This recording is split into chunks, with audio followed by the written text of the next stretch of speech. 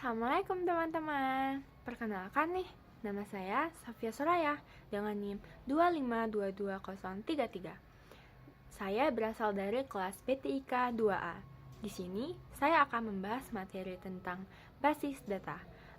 Nah, video ini dibuat untuk memenuhi UTS mata kuliah Sistem Basis Data dengan dosen pengampu yaitu Bapak Rian Amanda, MPDT. Pertama-tama, mari kita panjatkan puji beserta syukur kita atas kehadirat Allah Subhanahu wa Ta'ala yang mana telah memberikan kita kesehatan sehingga saya dapat membuat video UTS ini dengan keadaan sehat walafiat. Lalu, salawat besertakan salam kita haturkan kepada junjungan nurah alam yaitu Nabi Muhammad Sallallahu Alaihi Wasallam yang telah membawa kita dari zaman kebodohan kepada zaman yang penuh dengan ilmu pengetahuan seperti sekarang ini. Tak lama-lama dan tidak usah memanjang kata-kata mukadimah, langsung saja kita lanjut kepada materi. Nah, pada bab 1 ini kita akan membahas tentang konsep basis data. Yang pertama yaitu perkembangan basis data.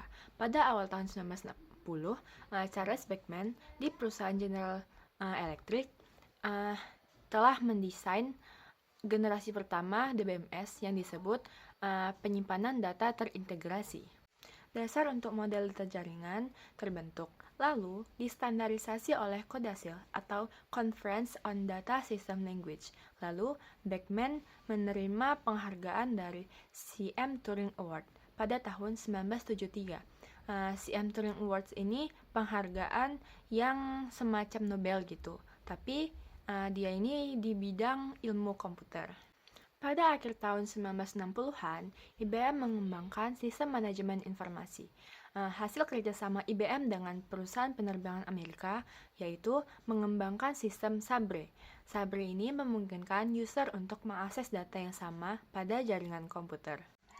Pada 1970, Edgar Codd mengusulkan suatu representasi data baru yang disebut model data relasional. Nah, lalu pada tahun 1980, model relasional ini menjadi paradigma DBMS yang paling dominan. Bahasa query SQL dikembangkan untuk basis data relasional. SQL distandarisasi pada akhir tahun 1980. Lalu, pada akhir tahun 1980-an dan pada awal tahun 1990, banyak bidang sistem basis data yang mulai dikembangkan. Nah, sekarang kita masuk ke definisi. Basis itu kayak gudang, atau markas, atau tempat berkumpul, atau tempat bersarang. Lalu kalau data itu suatu representasi fakta dunia nyata yang mewakili suatu objek kayak manusia, benda, atau kejadian, atau lain-lainnya yang disimpan dalam bentuk teks, gambar, angka, simbol, bunyi, atau kombinasinya. Jadi, basis data adalah kumpulan dari data yang berhubungan satu dengan yang lainnya yang diorganisasikan berdasarkan suatu struktur tertentu. Lalu tersimpan di hardware dan dengan software digunakan untuk manipulasi data seperti diperbarui, dicari, atau dihapus dengan tujuan tertentu. Selanjutnya, kita masuk ke pembahasan sistem basis data. Sistem basis data yaitu sistem yang terdiri dari kumpulan tabel data yang saling berhubungan dan kumpulan program yang memungkinkan pengguna atau program lain untuk mengakses dan memanipulasi tabel data tersebut. Selanjutnya, ada komponen-komponen dari sistem basis data. Komponennya terdiri dari 5. Yang pertama yaitu hardware. Hardware yang digunakan biasanya berupa memori sekunder hard disk. Lalu yang kedua yaitu sistem operasi, yaitu program yang mengaktifkan sistem komputer, lalu mengendalikan resource dan melakukan operasi-operasi dalam komputer. Lalu yang ketiga yaitu manajemen sistem atau DBMS. DBMS ini gunanya untuk mengolah basis data secara fisik. Jadi, pengolahan basis data secara fisik ini dilakukan oleh DBMS, bukan oleh user langsung. Lalu yang keempat yaitu user. User ini dapat berinteraksi dengan basis data. Lalu yang kelima yaitu aplikasi atau perangkat lain. Aplikasi atau perangkat lain ini digunakan tergantung kebutuhan oleh usernya. Jadi, aplikasi atau perangkat lain ini nggak harus digunakan dalam sistem basis data ya. Selanjutnya yaitu tujuan. Dari buku yang saya baca, ada 10 tujuan dari basis data. Yang pertama yaitu mengatur data agar diperoleh kemudahan dalam pengambilan data. Yang kedua, tidak ada duplikasi sehingga konsistensi data dapat mudah dijaga. Yang ketiga yaitu data terintegrasi. Yang keempat, data tidak tergantung oleh program aplikasi. Lalu yang kelima, data dapat dipakai secara bersamaan oleh beberapa pengguna yang lain. Yang keenam yaitu dapat diterapkannya standarisasi. Yang ketujuh, informasi selalu mutakhir atau up to date. Yang kedelapan, memenuhi konten informasi dari pengguna atau aplikasi tertentu. Yang kesembilan, menyediakan struktur informasi yang alami. Dan yang kesepuluh yaitu mendukung kebutuhan pemrosesan dan objektivitas. Adapun manfaat dari basis data ada 10, yaitu pertama, lebih cepat untuk memanipulasi data. 2. Pemakai basis data tidak terbatas. 3. Data yang ada menjadi terpusat pada satu tempat penyimpanan. 4. Efisiensi penggunaan ruang penyimpanan dapat dilakukan. 5. Data lebih akurat dan tidak ada data yang sama. 6. Sebuah basis data dapat memiliki data yang disebar di tempat lain. 7. Data lebih lengkap. 8. Adanya password di setiap pengguna basis data, jadi data itu menjadi lebih aman gitu. 9. Kemudahan dalam membuat program aplikasi. Dan yang ke-10, memudahkan user dalam mengelola data. Selanjutnya yaitu Database Management System atau DBMS. DBMS ini adalah suatu sistem pengorganisasian dan pengolahan database pada komputer. Lalu, terobosan dari DBMS adalah Relational Database Management System atau RDBMS yang mengorganisasikan data dalam suatu struktur dan memaksimalkan berbagai cara serta menghubungkan antar kumpulan data yang disimpan dalam database. Terobosan selanjutnya yaitu Distributed Relational Database Management System atau DRDBMS yang memungkinkan informasi berada pada baris data di lokasi yang berbeda. DBMS ini memiliki beberapa fasilitas. Yang pertama yaitu Define. Define ini untuk melakukan spesifikasi tipe data, struktur, dan constraint data yang akan disimpan dalam basis data. Lalu yang kedua yaitu Construct. Construct ini untuk melakukan proses penyimpanan data ke dalam beberapa media penyimpanan yang dikontrol oleh DBMS. Dan yang terakhir yaitu Manipulate. Jadi Manipulate ini untuk melakukan query atau memanggil data, update data, dan menghasilkan laporan yang berasal dari basis data. Baiklah, selanjutnya kita masuk ke pembahasan perbedaan basis data dengan DBMS. Nah, pasti banyak kan yang ngira kalau basis data sama DBMS itu sama. Basis data dan DBMS itu sama-sama sangat diperlukan dalam konsep basis data. Tapi, secara artian, keduanya itu sangatlah berbeda. Jika basis data adalah data atau record dari data-data, sedangkan DBMS adalah aplikasi yang mengelola data atau record tersebut. Dalam DBMS itu bisa menambahkan data, menghapus, mengubah, ataupun menampilkan database itu sendiri. Selanjutnya yaitu DBMS mempunyai komponen. Yang pertama yaitu hardware. Hardware-nya itu tergantung kepada kebutuhan sistem dan kegunaan DBMS itu sendiri. Lalu yang kedua yaitu software. Software ini meliputi DBMS dan berikut dengan sistem operasinya. Lalu elemen utama DBMS itu ada 4. Yang pertama yaitu data pengguna. Data pengguna ini biasanya ada di kolom dari tabel yang berisi field-field atau atribut dan baris yang berisi record atau tuple atau rekaman. Lalu yang kedua yaitu metadata. Metadata ini berisi suatu struktur dari suatu tabel. Metadata ini juga biasanya disebut dengan system tables. Yang ketiga yaitu indeks. Indeks digunakan untuk meningkatkan kinerja dan akses suatu database. Yang keempat yaitu aplikasi metadata. Aplikasi metadata digunakan untuk menyimpan struktur dan format dari user forms, report, queries, dan komponen-komponen aplikasi lainnya. Untuk pemilihan database ditentukan oleh beberapa faktor, yaitu yang pertama faktor teknis, yang kedua faktor ekonomi, dan yang ketiga yaitu faktor politik organisasi.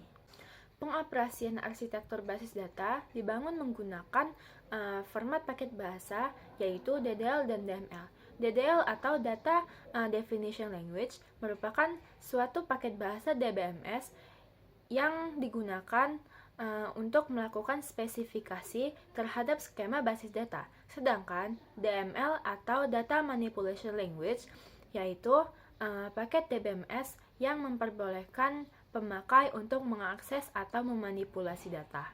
Selanjutnya, kita masuk ke tipe file DBMS. Tipe file DBMS itu ada 5. Yang pertama itu yaitu file induk, atau master file. File induk ini terbagi atas 2. Yang pertama yaitu file induk acuan atau reference master file. Reference master file ini nilai dari record-recordnya itu tetap atau tidak berubah atau jarang berubah. Lalu yang kedua yaitu file induk dinamik atau dynamic master file. Dynamic master file ini nilai dari record-recordnya itu sering berubah atau sering diupdate. Lalu yang kedua yaitu file transaksi atau transaction file.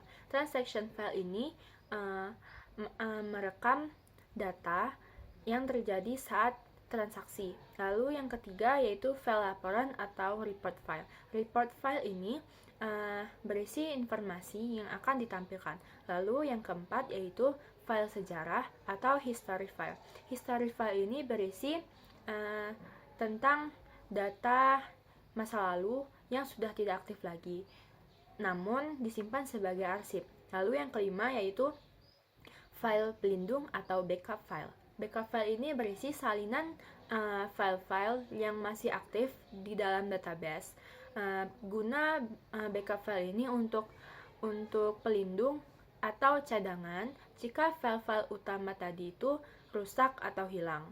Jadi masih ada cadangan yang dari backup file ini. Nah, karena bab 1 sudah selesai, maka sekarang kita masuk ke pembahasan pada bab 2, yaitu basis data relasional. Pertama-tama, kita akan membahas tentang konsep basis data relasional. Basis data relasional merupakan suatu cara untuk mengelola data secara fisik ke dalam memori. Keunggulan basis data relasional yaitu bentuknya sederhana dan mudah untuk melakukan berbagai operasi data. Ada beberapa istilah dalam basis data relasional. Yang pertama yaitu relasi, yaitu tabel yang terdiri dari beberapa kolom dan beberapa baris. Yang kedua, atribut, yaitu kolom yang ada pada relasi. Yang ketiga, tuple, yaitu baris pada relasi. Yang keempat, domain, yaitu kumpulan nilai yang valid untuk satu atau lebih atribut. Yang kelima, yaitu derajat, yaitu jumlah atribut pada sebuah relasi. Yang keenam yaitu cardinality, yaitu jumlah tuple yang ada pada dalam sebuah relasi. Selanjutnya kita masuk ke pembahasan relational keys. Relational keys terbagi atas 4. Yang pertama yaitu super key, yang kedua candidate key, yang ketiga primary key, dan yang keempat yaitu alternate key. Nah, super key ini adalah sebuah atau sekumpulan atribut yang secara unik mengidentifikasi sebuah baris dalam tabel relasi. Lalu, candidate key adalah beberapa key yang ada pada relasi. Lalu, primary key, yaitu candidate key yang dipilih sebagai pengidentifikasi unik untuk sebuah tabel relasi. Lalu alternate key yaitu suatu skema relasi yang dapat memiliki atribut yang menunjuk ke primary key. Selanjutnya, kita masuk ke pembahasan Relational Integrity Rules. Yang pertama yaitu null, adalah nilai atribut yang tidak diketahui dan tidak cocok dengan baris tersebut. Lalu yang kedua yaitu Entity Integrity, yaitu tidak ada komponen primary key yang bernilai null. Lalu yang ketiga yaitu Referential Integrity, yaitu domain dapat dijadikan sebagai primary key bila merupakan atribut tunggal pada domain yang bersangkutan. Selanjutnya yaitu bahasa pada basis data relasional. Bahasa yang digunakan pada basis data relasional yaitu bahasa query.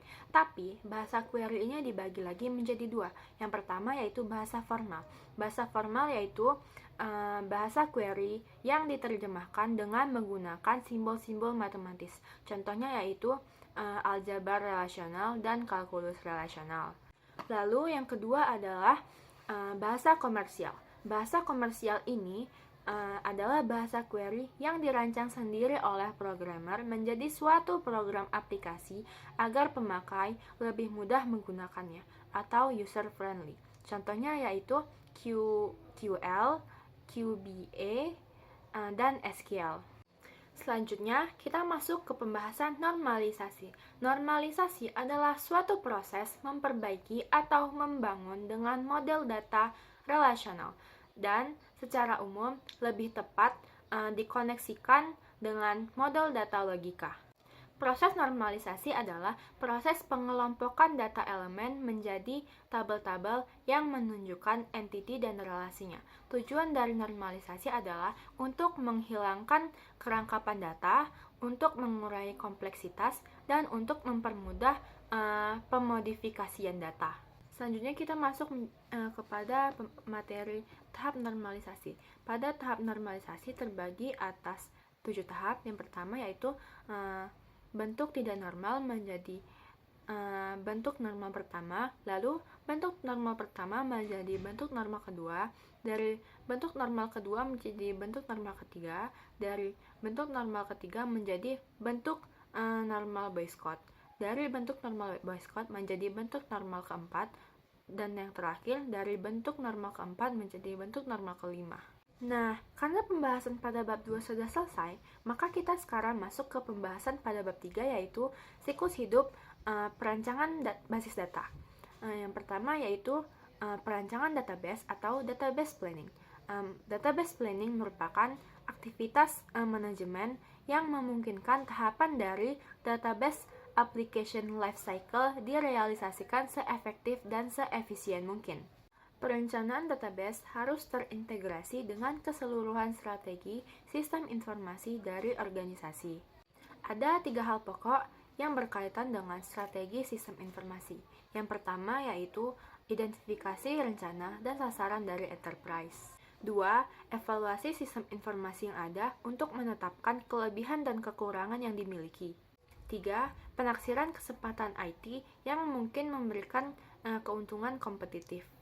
Selanjutnya pembahasan tentang definisi sistem atau system definition. System definition menjelaskan tentang batasan-batasan dan cakupan dari aplikasi database dan sudut pandang user atau user view yang utama. Selanjutnya yaitu analisis dan pengumpulan kebutuhan atau requirements collection and analysis, yaitu suatu proses pengumpulan dan analisa informasi mengenai bagian organisasi yang didukung oleh aplikasi database dan menggunakan informasi tersebut untuk identifikasi kebutuhan user pada sistem yang baru. Aktivitas penting lainnya adalah menentukan bagaimana mengatur aplikasi database dengan multiple user view. Ada 3 pendekatan yaitu 1. Centralized approach, 2. View integration approach, dan 3. Combination of both approach. Selanjutnya yaitu database design. merupakan suatu proses pembuatan sebuah desain database yang akan mendukung tujuan dan operasi suatu enterprise. Ada 3 fase database design, yaitu conceptual database design, logical database design, dan physical database design. Selanjutnya yaitu DBMS selection, yaitu pemilihan DBMS yang tepat untuk mendukung aplikasi database. DBMS selection ini bersifat opsional, jadi nggak harus dipakai. Selanjutnya, desain aplikasi atau application design merupakan desain interface user dan program aplikasi yang menggunakan dan memproses data. Selanjutnya, prototyping. Kerjanya itu untuk membuat model kerja suatu aplikasi database. Prototyping ini bersifat opsional, jadi tidak harus dipakai. Ada 2 strategi prototyping, yaitu requirements prototyping, yaitu untuk menentukan kebutuhan aplikasi database yang diinginkan. Dan jika kebutuhan sudah terpenuhi, maka prototype akan dibuang. Lalu yang kedua yaitu evolutionary prototyping. Tujuannya sama, namun saat kebutuhan sudah terpenuhi, prototype tidak akan dibuang, melainkan prototype akan memasuki fase pengembangan lanjutan yang akan menjadi aplikasi database yang digunakan. Selanjutnya, implementation merupakan realisasi fisik dari database dan desain aplikasi. Selanjutnya, data conversion and loading, yaitu proses pemindahan data yang ada ke dalam database baru dan mengkonversi aplikasi yang ada agar dapat digunakan pada database yang baru. Selanjutnya, testing, yaitu suatu proses eksekusi program aplikasi dengan tujuan untuk menemukan kesalahan. Selanjutnya yaitu operational maintenance, yaitu suatu proses pengawasan dan pemeliharaan sistem setelah instalasi. Dan yang terakhir adalah prinsip perancangan basis data. Prinsip database secara umum yaitu integritas atau menyatu. Maka antara suatu file dengan file yang lain atau tabel dengan tabel yang lain harus saling berhubungan atau table relationship. Nah, karena pada bab 3 materinya sudah selesai, sekarang kita masuk ke bab terakhir yaitu bab 4, yaitu pemodelan data. Yang pertama yaitu basis data relasional. Pemodelan relasional terkait dengan 3 aspek, yaitu struktur data, integritas data, dan manipulasi data. Lalu, variable versus value. Relation variable adalah suatu relasi yang skemanya terdefinisi, sedangkan relation value adalah nilai yang dikandung suatu relasi pada suatu waktu yang disebut juga instan. Berdasarkan keberadaannya, relasi terbagi atas 3. Yang pertama yaitu base relation, yaitu skemanya terdefinisi dan benar-benar ada pada basis data. Yang kedua, derived relation, yaitu relasi yang diturunkan dari relasi lainnya dengan menggunakan ekspresi relasional. Dan yang ketiga, view, yaitu derived relation yang memiliki nama. Sekarang, kita masuk ke materi pemodelan data. Konsep dasar dari basis data adalah kumpulan dari catatan-catatan atau potongan dari pengetahuan. Model data adalah sekumpulan konsep yang digunakan untuk menjelaskan struktur dari basis data atau database structure dan memberikan gambaran tingkat-tingkat abstraksi data atau data abstraction. Selain itu, model data juga dapat diartikan sebagai sekumpulan tool konseptual atau logical atau konseptual level untuk mendeskripsikan data, relasi-relasi antar data, semantik atau makna data, dan constraint. Model data digunakan pada saat mendesain sistem basis data. Tujuan dari model data adalah untuk menyajikan data agar lebih mudah untuk dimodifikasi dan agar mudah untuk dimengerti. Secara garis besar, model data dikelompokkan menjadi 3 macam, yaitu 1. Model data berbasis objek atau object-based data model, yaitu himpunan data dan prosedur atau relasi yang menjelaskan tentang hubungan logik antara data dalam suatu basis data berdasarkan objek datanya. Yang kedua yaitu model data berbasis record atau record-based data model. Model ini berdasarkan record atau rekaman untuk menjelaskan kepada pemakai mengenai hubungan logik antar data dalam basis data. Dan yang ketiga yaitu model data berbasis fisik atau physical based data model. Model ini digunakan untuk menguraikan data di tingkat internal atau menjelaskan kepada pemakai bagaimana data-data dalam basis data disimpan dalam media penyimpanan secara fisik. Selanjutnya yaitu Entity Relational Model. Pada hakikatnya, perwujudan dari model relasional dalam bentuk diagram yaitu ER diagram. ER diagram berfungsi untuk menggambarkan relasi dari dua file atau dua tabel yang dapat digolongkan menjadi tiga macam bentuk relasi, yaitu one-to-one, one-to-many, dan many-to-many. Pada ER diagram, entity atau domain diwakilkan dengan diagram berbentuk kotak. Pada atribut diwakilkan dengan diagram berbentuk lingkaran atau elips.